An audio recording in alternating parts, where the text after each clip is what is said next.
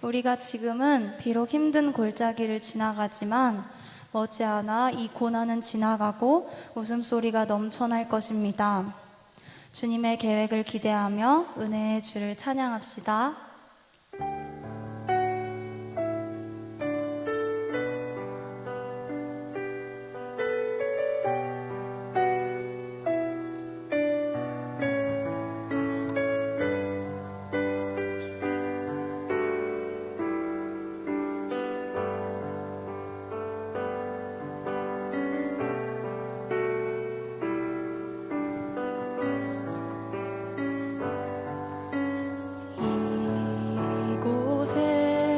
생명샘 솟아나 눈물 골짝 지나갈 때에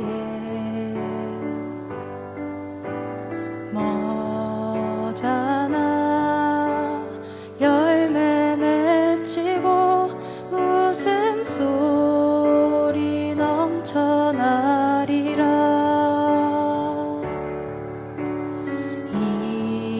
이곳에 생명샘 솟아나 눈물 골짝 지나갈 때에 머잖아 열매 맺히고 웃음소리 넘쳐나리라. 꽃들도 구름도 바람도 넓은 바다도 찬양하라 찬양하라 예수를. 하늘을 울리며 노래해 나의 영혼아. 은혜의 주 은혜의 주 은혜의 주.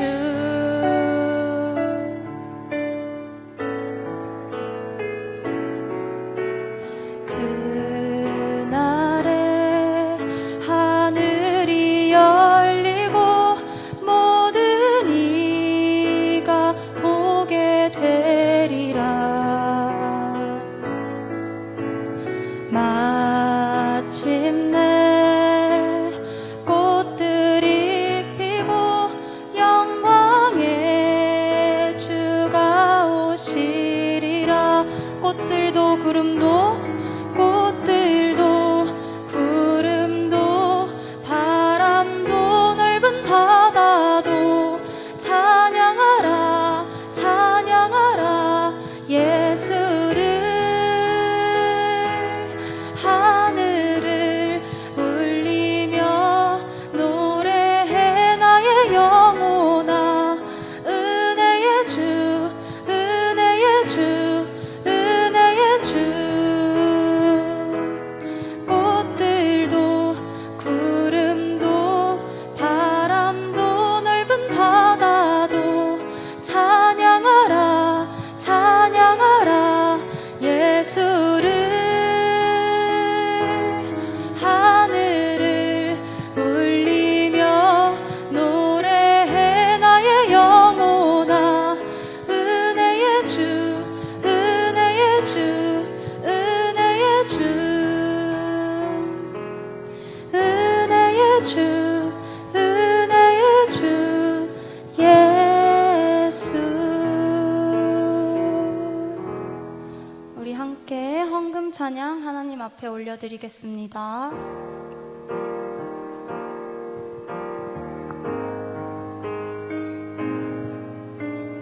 날 위해 십자가에서 깨뜨리신 사랑, 오늘도 그 사랑 안에 나 거합니다.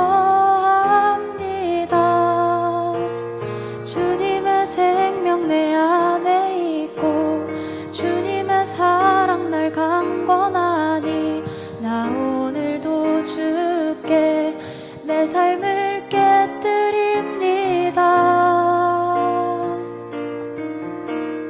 오 주여 내 삶을 깨뜨립니다. 주 머리 위에 붓습니다.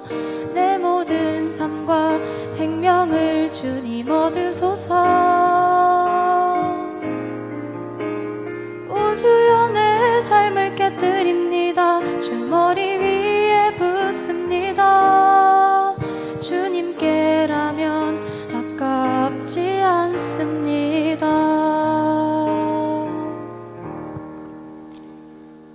사랑의 하나님 감사합니다. 오늘도 우리가 어려운 형편이지만 하나님 앞에 모여서 이 시간에 우리의 마음을 다하고 우리의 성품을 다하고 영과 진리로 하나님께 예배합니다. 하나님께서 우리 모두의 예배를 꼭 받아주시고 사랑하는 성도들에게 위로와 평안과 하나님이 주시는 건강과 기쁨이 충만하게 하여 주시옵소서. 이 시간에는 순서에 따라 귀한 물질을 하나님께 드립니다. 하나님이 꼭 받으시고 우리 성도들에게 갚으시고 채우시고 복을 더하여 주시옵소서. 이번 주에는 명절이 있습니다. 하나님 사랑하는 성도들이 이 명절 주간에 하나님 은혜를 더욱 깊이 깨닫고 주신 은혜와 축복들을 이웃들과 나누며 감사하고 기뻐하고 행복해 할 수 있는 명절이 되게 하시고, 나라에서도 그렇고 방역당국에서도 이 추석절이 되면 많은 사람들이 이동하면서 코로나의 위협으로부터 여러 가지 확산되어지는 일들이 있을까 염려합니다. 우리 성도들도 하나님이 각별히 조심하게 하시고 잘 지켜주셔서 이 명절을 통하여 하나님 육신적인 건강을 잃어버리지 않도록 하나님이 지켜주시옵소서. 오늘도 이 시간 하나님 11조를 드리는 그 손길들이 복을 받게 하시고, 그래서 하나님의 은혜 가운데 형통하고 잘 되어지도록 우리 하나님 역사하여 주시옵소서. 감사하는 마음들 하나님께서 기억하시고 꼭 하나님 앞에 복의 씨앗이 되게 하시고 하나님이 복을 주시는 축복의 통로들이 되게 하여 주시옵소서. 선교하며 구제하며 하나님 앞에 이 시간 선한 마음으로 목적을 가지고 헌신하는 성도들 하나님의 위로와 은혜와 복이 꼭 있게 하여 주시옵소서. 아울러 주 일원금 드리며 성미를 드리며 일용할 양식으로 헌신하는 믿음의 동역자들에게도 하나님이 각별한 은혜와 은총을 더하여 주시옵소서. 하나님 오늘 예배를 위해서 지난 한 주간도 기도실에서 뜨겁게 기도하며 주일을 준비한 성도들 하나님께서 건강하게 하시고, 오늘도 예배를 위해 악기로 찬양으로 헌신하며 동역하는 사랑하는 종들에게 복을 주시고, 특별히 하나님 영상 예배를 위해서 영상으로 애쓰고 수고하는 형제들에게 하나님의 위로와 은혜가 있게 하여 주시옵소서. 하나님이 이 예배를 꼭 받으시고 우리에게 크신 은혜와 은총으로 갚아주시기를 소원하오며 모든 영광을 하나님께 돌리옵고 예수님의 이름으로 축복하며 기도하옵나이다. 아멘. 우리 같이 성경 보겠습니다. 하나님의 말씀은 출애굽기 8장 19절의 말씀입니다. 출애굽기 8장 19절 우리 찾으셨으면 한 음성으로 같이 읽겠습니다. 요술사가 바로에게 말하되 이는 하나님의 권능이니이다 하였으나 바로의 마음이 완악하게 되어 그들의 말을 듣지 아니하였으니 여호와의 말씀과 같더라. 아멘. 오늘도 하나님의 각별하신 은혜와 하나님의 귀한 복이 여러분들에게 꼭 함께 하기를 소망합니다. 하나님의 은혜 속에서 코로나가 좀 잠잠해지는 것 같지만 정부에서는 우리가 이렇게 영상 촬영을 위한 비대면 예배를 허용하고 있기 때문에 오늘 우리 11시에 좀 전에 1시에 영상을 촬영하던 그 예배를 그대로 가지고 와서 오늘 조금 색깔을 젊게 하고 좀 밝은 모습으로 우리가 어려움들을 이겨나가는 예배를 당분간 드리려고 합니다. 오늘 바라기는 여러분들의 마음속에 하나님의 은혜와 감동이 있기를 바라고, 하나님께서 특별히 예배하는 성도들에게 건강과 은혜와 복을 더하여 주시기를 바랍니다. 특별히 이번 주간은 또 명절이 있습니다. 명절 되면 즐거워야 되는데 금년에는 좀 많이 마음이 아쉽습니다.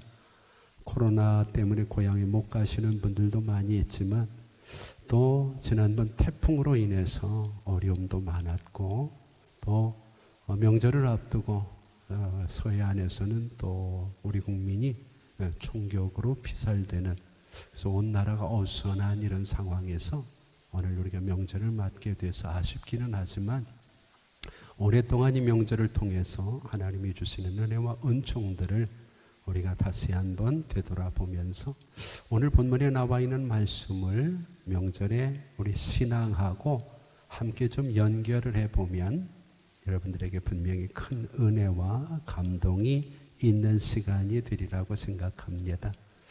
명절이 되면 많은 사람들은 은혜를 생각합니다. 그래서 조상의 은혜에 보답하기 위해 제사를 지내기도 하고 또 풍요로운 곡식을 허락한 하늘의 은혜와 또 땅의 은혜들을 생각하기도 합니다. 그래서 추석이 되면 저마다 섬기는 신들에게 저들이 제사하고 절을 하기 때문에 하나님 마음은 참 아프실 거예요.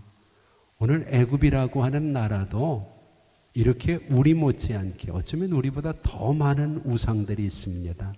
그래서 하나님께서는 우상이 아무것도 아니라는 것을 구체적으로 말씀하시고 그것들을 파괴해 나가면서 여호와 하나님이 참된 신이라는 것을 이스라엘 백성들과 또 애굽 사람들 그리고 이 시대를 살아가는 우리들에게 동일하게 가르쳐 주기를 원하십니다.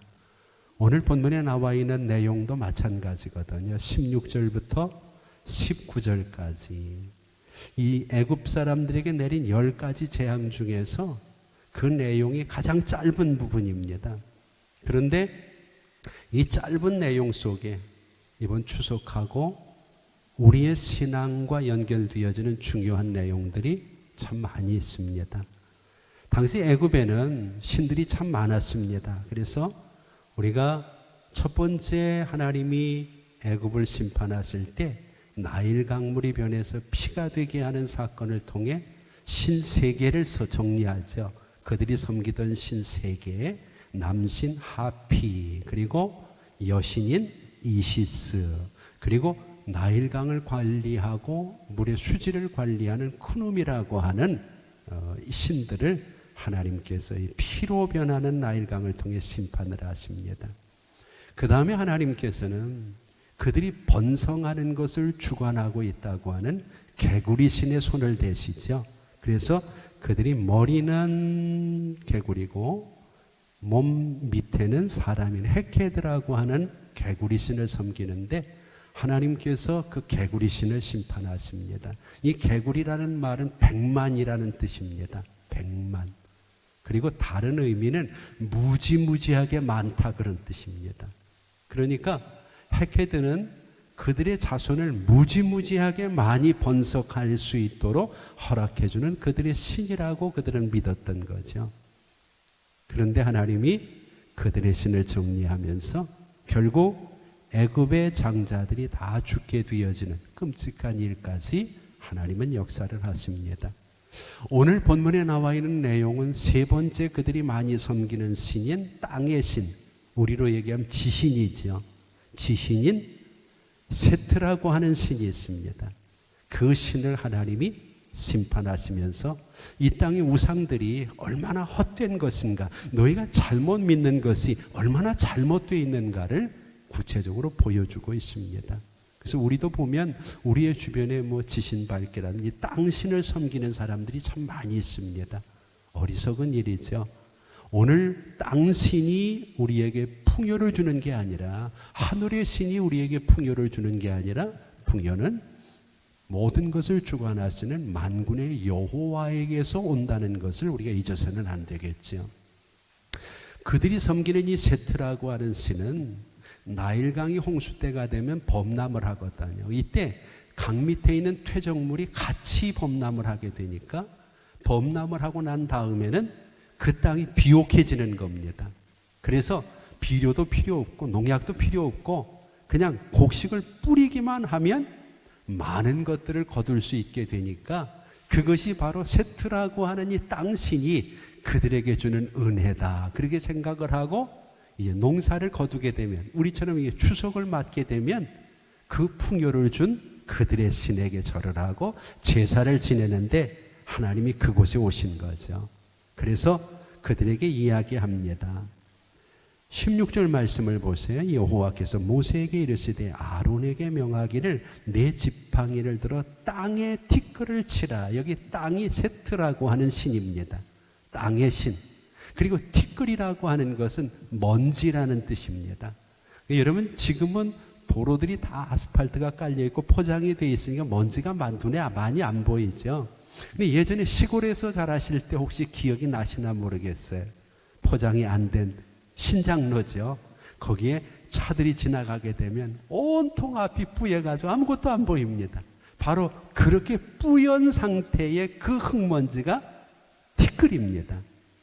땅의 신이 주관하고 있는 그 티끌을 모세와 아론에게 지팡이로 치라는 겁니다. 그랬더니 그 뿌연 흙먼지가 다 이가 됐다 그랬어요. 젊은 사람들은 이가 뭔지 잘 모르시는 분들이 있습니다. 근데 연세 드신 분들은 예전에 이 잡던 기억도 있잖아요. 이라고 하는 것이 사람의 몸속에 붙으면 사람이 견딜 수가 없어요. 그것이 막 피를 빨아먹고 이러기 때문에. 그런데 오늘 본문을 보면 그 이가 애굽 온 지역에 흙먼지처럼 일어났다는 거예요. 그게 눈으로 바라볼 수 없을 정도로 이가 많은 거예요. 사람이 살 수가 있을까요? 그것이 사람뿐만 아니라 여기 보니까 짐승들까지도 다 그 이 때문에 살 수 없는 상태가 되었다. 그렇게 이야기를 합니다. 그들이 믿고 그들이 의지했던 그들의 신이 이제는 그들을 괴롭히는, 그래서 그들에게 어려움을 주고 있는, 이를 양산하고 있는 저주의 신이 되어버린 거죠. 누구 때문에? 하나님 때문에. 오늘 여러분 우리가 믿고 의지하던 것들이 우리가 기대하는 것만큼 결정적인 순간에 우리에게 힘이 되지 않는다는 거예요. 내가 믿었고 내가 의지했고 내가 그렇게 섬겼던 우상이 결정적으로 내가 어려움을 당할 때에는 내게 침이 되고 더 큰 어려움이 될 수 있다는 것을 세트라고 하는 신을 심판하면서 하나님께서 오늘 보여주고 계시는 거죠. 이것을 통해서 하나님은 너희에게 풍요를 준다고 생각하는 우상을 만들고 그것들을 바라보지 말고 이런 때일수록 너희가 모든 것을 주관하시는 하나님을 바라보고 그 하나님을 믿고 그 하나님을 의지하는 신앙인이 되라는 겁니다. 이번 추석에도 잡다한 우상들이 참 많이 있지만 오늘 우리의 삶을 주관하시는 분은 오직 하나님뿐이라는 것을 믿고 그 하나님께 주목하고 그 하나님을 섬김으로 하나님이 진정으로 우리에게 주시는 진짜 복을 받아서 누릴 수 있는 우리가 꼭 되기를 바랍니다. 이제 중요한 몇 가지만 우리가 정돈을 해보죠. 하나님께서 우연히 애굽 사람들에게 재앙을 내리는 게 아니라 오늘 우리에게 주어진 일도 마찬가지죠. 어려움이나 문제가 우연히 주어진 것이 아니라 하나님의 섭리와 하나님의 뜻이 있다는 것을 우리는 기억을 해야 어려움을 통해서 우리에게 새로운 변화와 은총을 경험하게 되는 거죠. 그런데 하나님이 첫 번째, 두 번째는 미리 하나님이 경고를 하십니다. 예를 들어서 8장 2절 같은 곳에 보면 바로에게 모세가 이런 말을 합니다. 내가 만일 보내기를 거절하면 너의 온 땅을 내가 치겠다. 이러면서 피의 재앙이나 개구리의 재앙을 불러옵니다. 그런데 오늘 본문 16절을 한번 보세요. 여호와께서 모세에게 이르시되 아론에게 명령해서 내 지팡이를 더 땅에 티끌을 치라. 그것이 애굽 땅에서 이가 되리라. 17절에 보니 그들이 그대로 행할세 그랬거든요. 숨 쉴 틈이 없는 게 여유 없이 하나님께서 막바로 바로에게 너 이번에 내가 이런 얘기를 하니까 이거를 안 들으면 내가 이렇게 벌을 주겠다. 이게 아니라 하나님이 막바로 모세와 아론에게 지팡이로 쳐라. 바로가 생각할 여유도 없이 그들의 지팡이를 흔드니까 결국 이런 끔찍한 재앙이 그들에게 임하게 됐더라는 거죠. 자, 여기서 우리가 기억해야 될 게 있어요.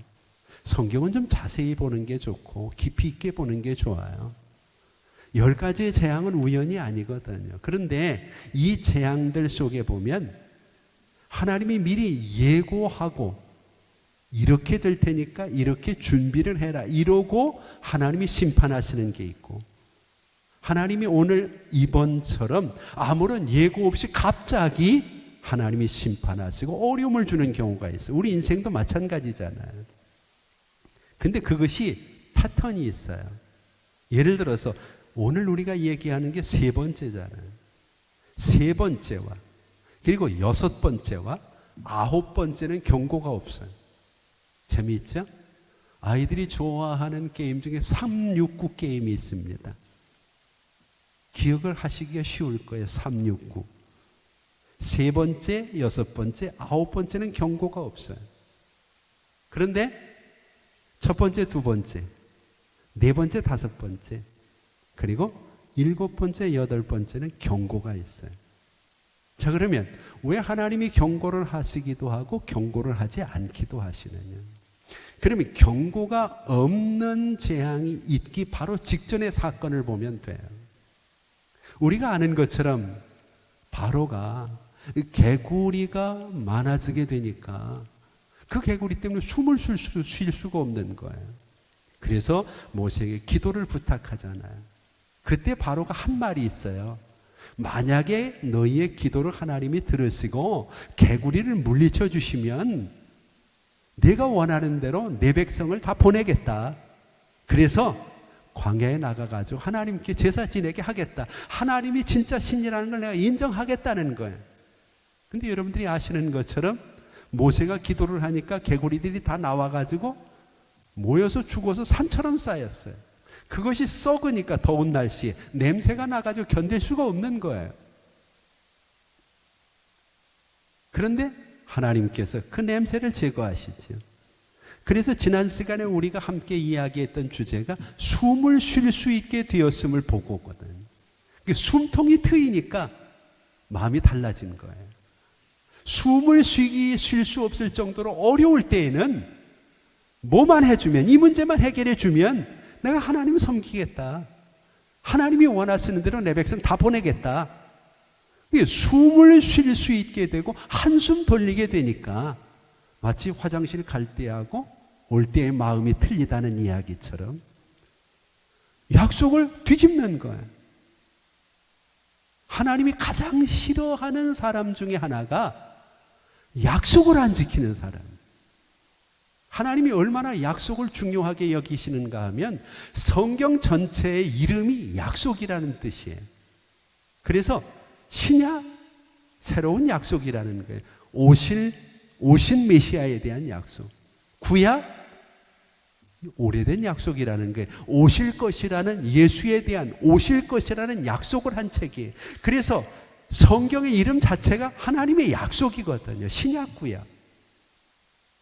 그런데 바로가 첫 번째, 두 번째 사건을 통해서 혼이 났으면서도 하나님 앞에서 그렇게 해주면 이렇게 하겠다고 약속을 해놓고 그 약속을 뒤집어 버리는 거예요. 하나님이 약속을 뒤집는 바로에게 화가 나셨죠. 그래서 하나님은 약속을 신실하게 지키시는 분이기 때문에 약속을 손바닥처럼 뒤집는 바로에게 예고나 경고 없이 하나님이 심판을 하시는 거죠. 자, 오늘 우리도 마찬가지입니다. 우리도 살아가면서 수없는 약속을 많이 하잖아. 그 많은 약속, 사람과 사람 사이에도 약속을 하고 자신에게도 약속을 하고 하나님에게도 약속을 하고. 그런데 이것이 어려울 때 내가 했던 약속들을 형편이 좀 나아졌다고, 좀 건강해졌다고, 살만해졌다고, 숨을 쉴 수 있는 숨통이 좀 열렸다고 뒤집어 버리면 오늘 하나님께서는 대단히 그 사람을 안타깝게 여기신다는 거죠. 여러분, 우리가 구원을 받는 것도 마찬가지입니다. 왜 어떻게 구원을 받습니까? 물으면 우리는 믿음으로 구원을 받죠. 근데 그 믿음 이전에 하나님의 약속이 있는 거예요. 그래서 에베소 2장 8절을 보면 은혜로 인하여 믿음으로 말미암아거든. 하나님이 다른 방법을 정하시고 약속을 했으면 그 방법을 통해서 구원을 받을 수 있어요. 근데 하나님이 약속하신 게 믿으면 구원을 해 주시겠다는 거예요. 그래서 요한복음 3장 16절에 있는 것처럼 그 아들을 믿으면 영생을 얻으리라. 하나님이 그 약속 때문에 우리가 못났어도 다른 것을 못해도 하나님은 우리를 구원해 주시는 분이라는 것을 우리는 믿습니다. 그런데 그렇게 약속에 신실하신 하나님 앞에 오늘 본문에서 바로가 좀 숨 좀 쉴 수 있게 됐다고 약속을 뒤집어 버려요. 여러분은 어떤가요? 그 어려울 때, 몸이 아팠을 때, 사업이 실패했을 때, 자녀가 없었을 때, 내가 대학에 떨어졌을 때, 혹은 어떤 시험을 앞두고 여러 가지 약속을 하잖아요. 기도도 많이 하고요. 하나님 이렇게 해주시면 내가 이렇게 하겠습니다. 하나님은 다 지키기를 원하지 않아요. 다 지킬 수도 없고요. 그렇지만 하나님은 그 약속을 지키려는 우리의 모습을 귀하게 여기죠. 우리가 창세기 15장을 보면 하나님이 아브라함의 제사를 받으시면서 아브라함과 약속을 하셔요. 그런데 여러분들이 잘 아시는 것처럼 고기들을 쪼개가지고 그 사이로 하나님이 지나가시는데, 원래 약속이라는 것은 당사자 둘이 함께 지나가야 되거든요. 그 의미는 약속을 안 지키면 이 고기들처럼 쪼개져 죽는다는 얘기예요. 근데 하나님이 보시니까 아브라함이 그 약속을 지키기가 어려운 연약한 인간이거든요. 그래서 창세기 15장을 보면 하나님이 아브라함은 잠재우시고 깊이 재우시고 하나님이 혼자 지나가시는 거예요. 그 이야기는 네가 어떻게 하든지 나는 약속을 지키겠다는 거거든요. 그래서 예수님이 이 땅에 오신 거예요. 십자가에서 죽으신 거예요. 하나님의 그 약속을 지키려고. 그래서 아브라함은 믿음의 조상이 되는 거죠. 우리가 믿음으로 구원을 받는 것은 하나님이 우리에게 목숨 걸고 하신 약속 때문이에요. 오늘 이번 추석 명절에도 오늘 여러분들의 가정이나 개인이나 약속을 소중히 여기는 은혜가 꼭 있기를 바랍니다. 로마 공화국과 카르타고 제국이 전쟁을 벌였어요. 오랫동안 역사를 보시는 분들은 잘 아실 거예요. 이들이 벌인 전쟁을 포에니 전쟁이라 그러죠. 이 포에니 전쟁은 엎치락 뒤치락 하면서 정말 치열했어요. 그런데 포에니 전쟁 도중에 이 카르타코가 자꾸 국군이 쇠락해지고 약해지는 거예요. 그래서 계속 전쟁을 끌고 나가다가는 자기들이 지게 생겼어요. 그래서 그들이 모여가지고 꾀를 하나 냈어요. 이게 뭐냐 하면 그들이 전쟁에서 사로잡은 장군 중에 레귤러스라는 장군이 있어요. 굉장히 유명한 장군이거든요. 레귤러스라는 이 로마의 장군을 그들이 회유를 했어요. 그러면서 우리가 너를 살려주고 너를 평화사절단으로 너네 나라로 보내줄 테니까 가가지고 로마 군인들과 정부 관리들에게 지금 카르타코가 이렇게 대단한 세력을 가지고 있으니까 싸워봐야 별 소용이 없을 테고 서로 화해를 하고 화친을 하자고, 조약을 맺으라고, 그래서 전쟁을 중지하자고 그렇게 얘기를 하라는 거예요. 그걸 네가 주선을 하면 너네도 좋고 우리도 좋고 너도 살고 좋지 않느냐. 처음에는 이 장군이 반대를 했는데 자꾸 권면을 하니까 어느 날 승낙을 했어요. 그래서 레귤러스가 내가 그럼 로마에 가겠다. 가서 얘기를 하겠다. 그때 조건이 하나 있었어요. 만약에 화친을 못하면 너는 돌아와야 된다. 돌아오면 뻔히 죽는 거잖아요. 그러겠다. 이러고 로마로 갔어요. 로마로 가가지고 레귤러스가 로마의 관리들에게 뭐라고 얘기를 했느냐 하면 절대로 화친을 하면 안 됩니다. 지금 카르타코는 그냥 놔둬도 지게 돼 있습니다. 우리가 조금만 버티고 견디면 이길 수 있습니다. 화친을 청하러 간 사람이 화친하라는 얘기는 안 하고 싸워서 견디라는 거죠. 그 로마의 관리들이 그 얘기를 듣고 그래? 사기가 충천해가지고 그러면은 우리가 계속 싸우자 이렇게 결정을 해버린 거죠. 근데 레그리오스가 그 다음에 중요한 얘기를 했어요. 그렇지만 나는 돌아가야 됩니다. 돌아가면 뻔히 죽잖아요. 화친에 실패했고 더군다나 가가지고 그런 식으로 얘기를 했다는 것을 알면 카르타고 사람들이 그냥 두겠어요. 그래서 말렸어요. 너는 대단한 장수고 우리나라에 꼭 필요하고 너는 큰 일을 했으니까 가면 죽는다 가지 마라. 그때 레그리오스가 내가 안 가면 안 됩니다. 그 이유가 뭐냐 그랬더니 내가 약속을 했기 때문에. 만약에 내 목숨 하나 살자고 내가 안 돌아가면 그 사람들이 우리 로마를 어떻게 보겠느냐. 로마인들은 형편에 따라서 약속을 손바닥처럼 뒤집는 사람들 아니냐. 내 목숨 하나 살자고 로마의 명예에 먹칠을 할 수 없다. 그래서 역사에 보면 레그리오스가 돌아갑니다. 물론 돌아가서 죽지요. 그러나 그 전쟁에서 로마는 카르타코를 물리치고 세계를 정복하는 발판을 놓게 되는 그런 일들을 보게 되죠. 이 사람은 단지 국가의 명예를 위해서 자기의 목숨을 내놓고 약속. 목숨이 여러분 얼마나 중요합니까? 성경은 다른 사람 말고 내 목숨은 천하보다 귀하다 그랬어요. 안타깝게도 얼마 전에 북한 총격에 의해서 우리 국민 공무원 한 분이 총살을 당했다 그러면 나라가 어수선하잖아요. 다른 사람은 몰라도요. 우리는 마음이 아파요. 더군다나 가족들은 얼마나 마음이 아프겠어요. 목숨이 자기와 관계되어지면 그 목숨의 가치는 어떤 것도 바꾸질 못해요. 그런데 그 귀한 그 목숨을 내놓으면서도 약속을 지키는 거예요. 예수님이 이 땅에 오신 것도 마찬가지입니다. 예수님께서 그 목숨을 내놓고 우리를 구원해 주시겠다는 그 약속을 지키는 거죠. 오늘 이 시간 여러분, 우리가 세상을 살아가면서 때때로 하나님은 우리에게 많은 경고를 하셔요. 어느 날 갑자기 우리에게 어려움이 있는 게 아니에요. 바로에게도 하나님은 한 번, 두 번 경고를 하셨는데 말을 안 듣고 약속을 안 지키거든요. 그러니까 경고 없이 오는 거예요. 오늘 우리가 신앙생활하면서 하나님의 뜻대로 살지 못했을 때 분명히 하나님은 경고를 하셨을 거예요. 분명히 하나님께서는 그러면 안 된다고 말씀하셨을 거예요.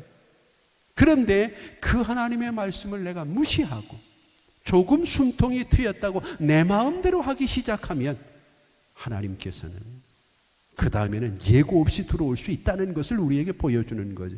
그러면 예고 없이 들어오는 것 때문에 불평하고 원망할 거냐? 그게 아니라 이전에 경고해 주셨던 것에 대한 은혜를 기억해야지. 그렇지 않나요? 하나님이 많이 참으셨잖아요. 하나님이 오래 참으신 거잖아요. 하나님이 바로에게 첫 번째, 두 번째 사건을 통해 경고를 해 주신 이유는 바로가 망하라고 그런 게 아니라 바로 같은 죄인이라도 바로 밑에 있는 애굽인이라도 그들이 우상을 섬기는 죄인이지만 돌아오기를 원하시는 하나님의 은혜 때문에 경고가 있는 거잖아요. 우리도 하나님이 괜히 어려움을 주신 게 아니라 이런 어려움들을 통해서 우리를 돌아보게 하고 하나님 앞으로 바로 돌아오게 하려고 하는 하나님의 은혜라는 것을 우리가 기억하게 되면 이 은혜를 잃어버리는 순간 우리는 조금 살만하고 숨통 트이지만 예고 없는 어려움들을 당할 수 있다는 것을 잊어서는 안 되는 거죠. 두 번째로 우리가 기억할 것은 하나님의 역사는 비교가 불가하다는 겁니다. 우리가 성경을 보면 모세가 행하는 일을 요술사들도 행했습니다. 예를 들어 모세가 지팡이를 던지며 뱀이 됐어요. 요술사들 지팡이를 던지며 뱀이 됐어요. 모세와 아론이 나일 강물을 피로 바꿨어요. 그들도 바꿨어요. 모세와 아론이 개구리가 올라오게 하는 재앙을 했어요. 근데 그들도 했어요. 이것을 바라보면서 바로가 숨통이 열리는, 우리도 할 수 있구나. 근데 여러분 성경을 보면 이들이 행하는 일들을 다 요술이라고 얘기를 해요. 개역 개정 성경은 다 요술사 요술. 다른 성경에서는 술객, 박사 이런 말을 쓰지만 다 요술이라. 요술은 뭔가요? 우리가 요술 부리지 마 이런 얘기를 할 때는 눈속임이거든요. 우리가 세상을 살아갈 때 가짜와 진짜가 있어요. 아무리 가짜가 진짜하고 똑같다 그래도 가짜는 가짜예요. 뭔가 달라요. 만약에 가짜가 진짜와 똑같다면 가짜는 없는 거예요. 그게 진짜죠. 인간이 아무리 잘하고 열심히 하고 대단하게 해도 인간이 할 수 없는 한계에 딱 봉착을 하게 됩니다. 그때는 후회를 해도 소용이 없는 거죠. 지금 이 세 번째 이 재앙은, 여러분들이 성경을 잘 보세요. 요술사들도 자기들도 그렇게 하려고 했는데 못했다고 성경은 말하잖아요. 안 되는 거예요. 한계에 딱 부딪히게 되는 거지. 오늘 우리가 지금은 좀 어렵고 힘들어도 하나님을 믿고 하나님을 바라보고 하나님을 따라가면 하나님의 역사는 한계가 없기 때문에 우리의 삶을 천국까지, 영생까지 분명히 인도해 주실 것을 믿습니다. 그러나 우상을 따라가고 마귀를 쫓아가게 되고 사람을 쫓아가게 되면 어느 순간, 결정적인 순간에 그들이 할 수 없는 일이 나타납니다. 이 코로나 사건도 그렇잖아요. 인간이 할 수 있는 일이 어디까지인가요? 백신을 개발하는 것까지 할 수 있겠죠. 그러나 그 이상 할 수 있는 게 없잖아요.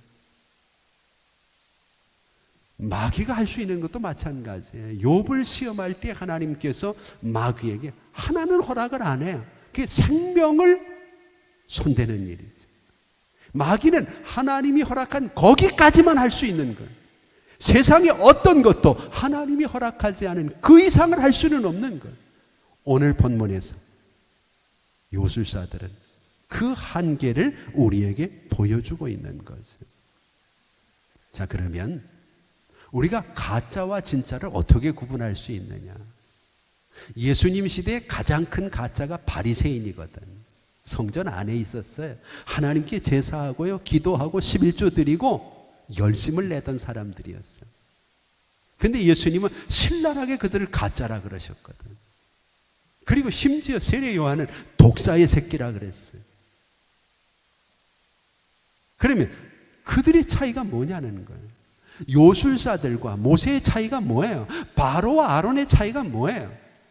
오늘 여러분, 진짜 성도와 가짜 성도의 차이가 뭐예요? 되게 많은 사람들은 이런 질문을 하면 나는 진짜라고 생각을 해요. 내가 생각하는 대로 되면 얼마나 좋아요. 기준이 하나 있어요. 가짜는요, 가짜 신앙인, 바리새인, 바로 요술사들은 특징이 뭐냐면 자기를 드러내는 거예요. 바리새인, 왜 기도를 오래 합니까? 내가 기도를 오래 하는 경건한 사람인 걸 드러내려고. 왜 큰 소리로 기도합니까? 왜 11조를 많이 했다고 내가 세리와 같지 않음을 감사한다고 얘기하나요?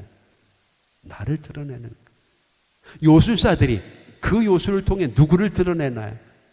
바로 앞에 자기를 드러내서 자기들이 이렇게 큰 능력을 가지고 있다는 걸 보여주고 싶은 거죠. 바로도 내가 하나님을 대적해서 이렇게 이길 수 있다는 것을 보여주기 위해서 요술사들을 부리는 거잖아요. 오늘 우리가 행하는 봉사, 우리가 행하는 헌신, 우리가 행하는 기도, 우리가 행하는 예배가 나를 드러내기 위한, 나 자신을 위한 것들이 되어지면 가짜라는 거예요.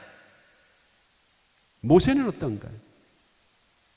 하나님이 계속 하시는 말씀이 뭐예요? 하나님을 알리려고. 모세는 자기 드러내지 않아요. 자기를 나타내지 않아요. 내가 뭐 어땠다고 말하지 않아요. 여호와가 참신이라는 것을 바로에게 보여주고 요술사들에게 보여주고 계속해서 보여주는 거예요. 의가 좋지만 자기의 의는 좋지 않아요. 거룩함이 좋지만 자기를 드러내는 거룩함은 좋지 않아요. 드러내고 나타내는 거 좋지만 자기를 나타내는 거 좋지 않아요. 우린 끊임없이 전도하자 그러잖아요. 전도가 뭔가? 내가 예수 잘 믿는다는 거 드러내는 게 전도가 아니거든요. 우리 교회가 좋다는 거 나타내는 게 전도가 아니거든. 그렇게 하면 멀쩡하게 잘 믿는 교인들 빼가고 멀쩡하게 예수 잘 믿는 사람들에게 상처를 줘요.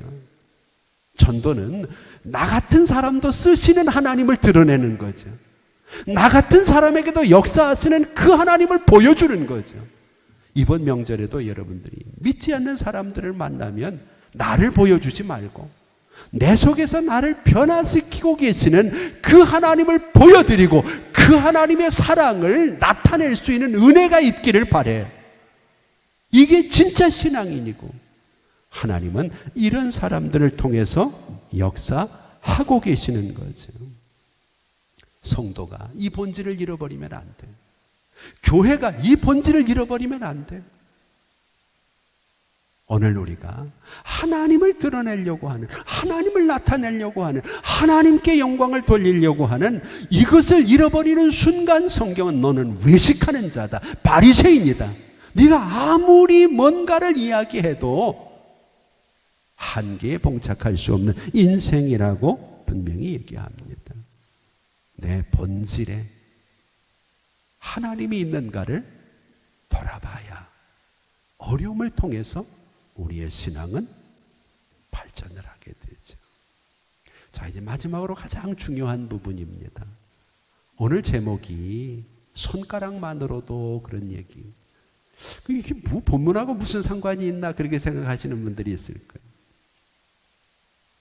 손가락만으로도. 자, 우리 성경을 다시 한번 볼까요? 19절 오늘 읽었던 말씀이죠. 우리 같이 한번 읽어봅시다. 요술사가 바로에게 말하되 이는 하나님의 권능이니이다 하였으나 바로의 마음이 완악하게 되어 그들의 말을 듣지 아니하였으니 여호와의 말씀과 같더라 그랬어요. 여기 보면 여러분들 가진 성경을 보면 하나님의 권능이라는 말 앞에 숫자가 하나 붙어 있어요. 그죠? 그리고 그 숫자를 따라서 맨 밑으로 가보면 숫자를 설명해주는 난외주가 있어요. 뭐라고 설명이 되어 있나요? 네, 손가락이라고 써 있어요. 이게 무슨 얘기인가요? 하나님의 권능이라는 말은 권능이라는 말은 손가락이라는 뜻이에요. 저희 교회도 청년 중에 권능이라는 이름을 가지신 분이 있어요.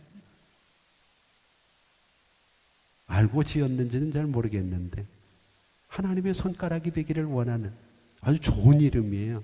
혹시 자녀들이 있으면 자녀들을 낳으면 이 권능이라는 이름 굉장히 좋은 이름이에요. 하나님의 손가락. 그런데 이것이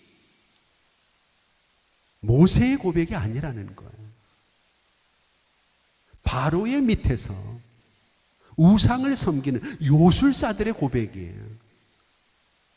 이것은 하나님이 손가락으로 요술사들을 변화시키고 바꾸시는 거예요. 어떤 사람이 그런 얘기를 했어요. 이 땅 위에 가장 큰 기적이 있다면 내가 변화돼서 이 자리에 있는 게 가장 큰 기적. 나 같은 교만한 사람, 나같이 못난 사람이 하나님의 은혜를 입어가지고 변화시켜 주는 것. 마치 사울이 변하여 바울이 되는 것처럼 내가 예수 믿으리라고 누구도 상상을 못했는데 나 같은 사람이 예수 믿고 이렇게 복을 받고 이제는 예수를 전하는 사람이 되었다는 것. 이거 자체보다 놀라운 변화가 없다는 거예요. 여러분 369가 지나면서 변화가 일어나요. 세 번째는 요술사들이 변해요. 여섯 번째는 바로의 신하들이 변해요. 그리고 아홉 번째는 바로가 변해요. 이게 신앙의 단계예요.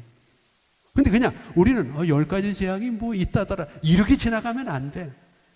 이 코로나의 어려움을 통해서 분명히 몇 단계인지는 몰라도 변화될 누군가가 있어요. 달라질 누군가가 있어요. 그들이 하나님의 권능으로만 이 어려움들을 이길 수 있다는 고백을 하게 될 거예요. 그러면 역사가 나타나는 거예요. 재미있는 것은요. 앞으로도 재앙이 7번이나 남았잖아요. 그죠? 세 번째니까. 그런데 7번 진행되어지는 동안 여기 변화된 요술사가 한 번도 안 나옵니다. 이걸로 끝이에요. 이들은 아무리 자기들이 해봐도 자기들의 능력은 한계가 있고 하나님의 능력은 위대하다는 것을 깨달아 오늘 고백을 하는 거거든. 그 다음부터는 하나님과 맞서지 않아요. 바로의 이야기 속에도 요술사들이 없어요.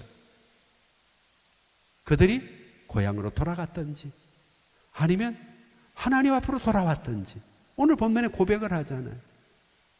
하나님의 손가락으로 이 일을 하셨다는 거예요.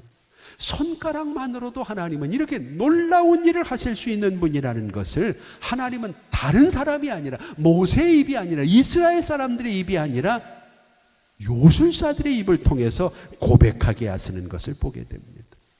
이번 명절에도 여러분들의 가정과 여러분들의 가문에 그동안 요술사처럼 여러분들의 신앙을 힘들게 했던 사람들이 하나님의 능력을 경험할 수 있기를 바라고 그들의 입에서 요술사와 같은 이런 고백이 나올 수 있는 은혜가 있기를 원합니다. 실제적으로 여러분 출애굽기 31장 18절 말씀이 하나님이 돌판에다가 율법을 쓰시는 내용이거든요.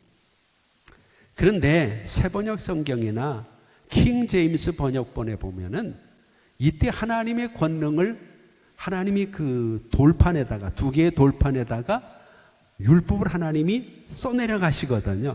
그 써내려가는 과정을 하나님의 손가락이 쓰셨다 그렇게. 그래서 이 손가락은 하나님의 계명, 하나님의 능력을 상징하는. 오늘도 그 하나님의 손가락이 우리 시대를 가르치고 있다는 것을 기억하시고 하나님의 권능을 믿으시기 바랍니다. 여러분, 다니엘서 5장을 보면 느부갓네살 왕의 아들인 벨사살이 성전의 금은 기명, 하나님께 제사를 드리는 그런 그릇들을 가져다가 술판을 벌리잖아요. 이때 벽에 뭐가 나타나나요? 손가락이 나타나. 하나님의 권능이에요. 손가락이 나타났어. 메네메네 대겔 우바르신 하나님의 저울에 달려서 내가 부족함이 빼었다.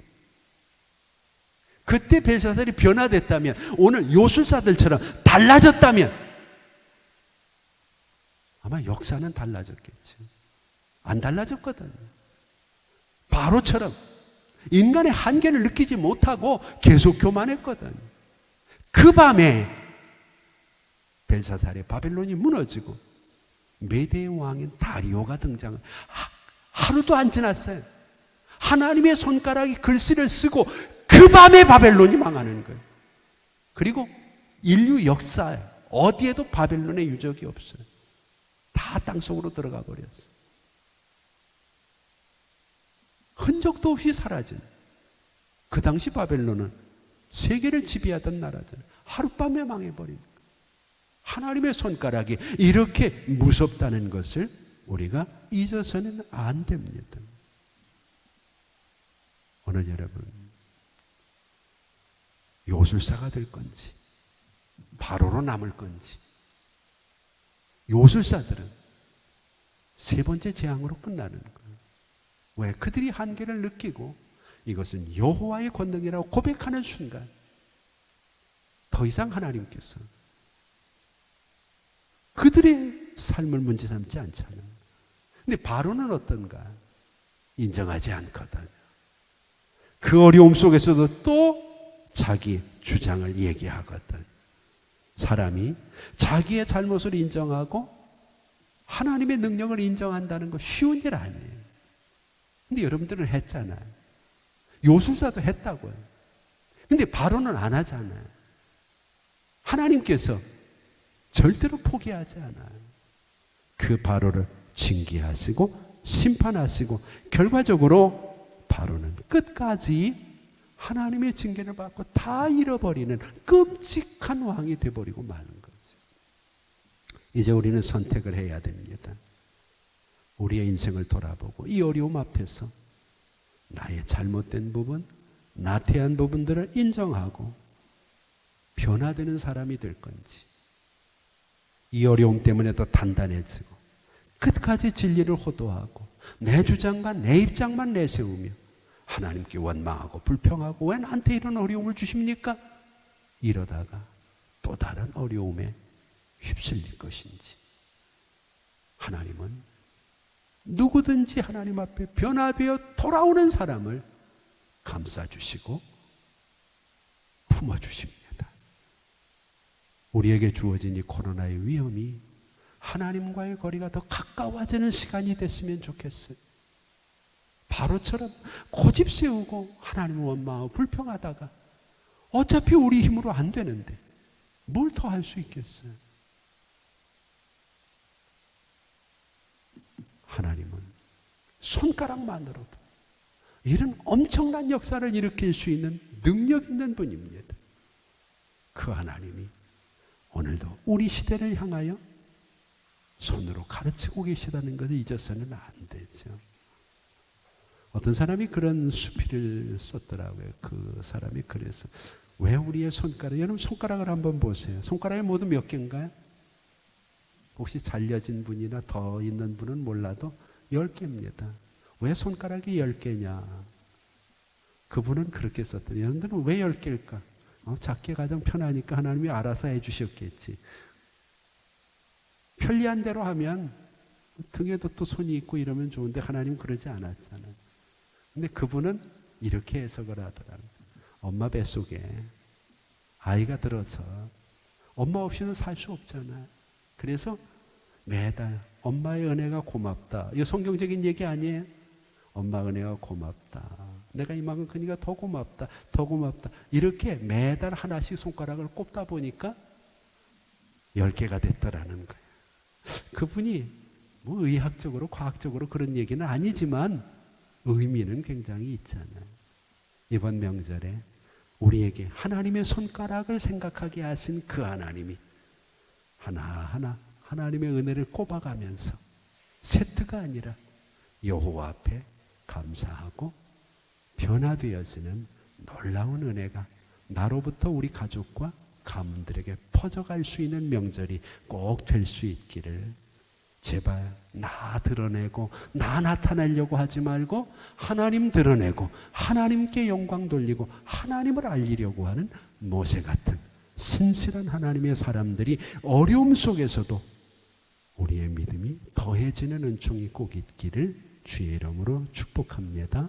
기도하겠습니다.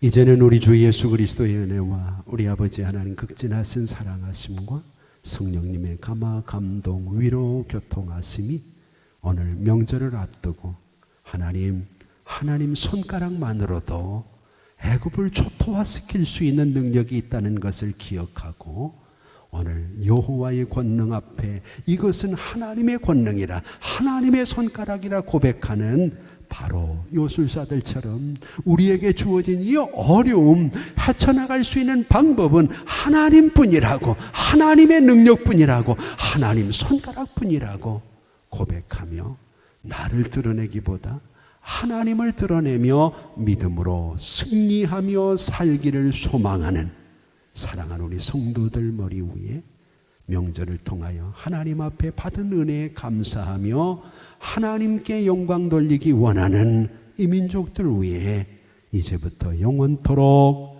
함께 있을지어다. 아멘.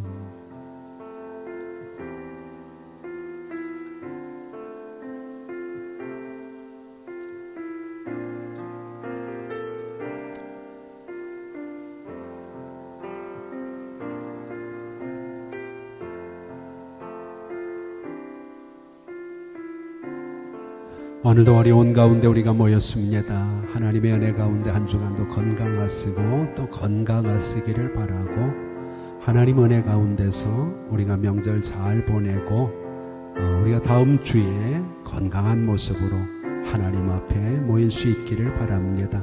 다음 주에도 특별한 일이 없으면 11시에 우리가 똑같은 모임을 갖게 됩니다. 9시에 우리가 모여서 드린 예배는 11시 여러분들에게 카톡으로 송출돼서 영상으로 보실 수 있고 이 시간 드리는 예배는 1시에 여러분들에게 송출되어서 여러분들이 다시 보실 수가 있습니다. 하나님의 은혜 가운데 행복하고 즐거운 명절이 되기를 바라고 명절 때 가족 예배 또 추모 모임 여러 가지 모임에 대한 순서지는 1층 로비에 준비되어 있고 또 개인적으로 원하시는 분들은 문자를 주시면 교회에서 카톡으로 보내드립니다. 여러분들이 휴대폰을 통해서 영상 예배 때처럼 받아보실 수가 있으니까 그렇게 명절을 잘 보내시기를 바라고, 다시 한번 부탁드리는 것은 건강하시고 또 건강하시게 다음 주에 만날 수 있기를 바랍니다. 아버지 하나님 감사합니다.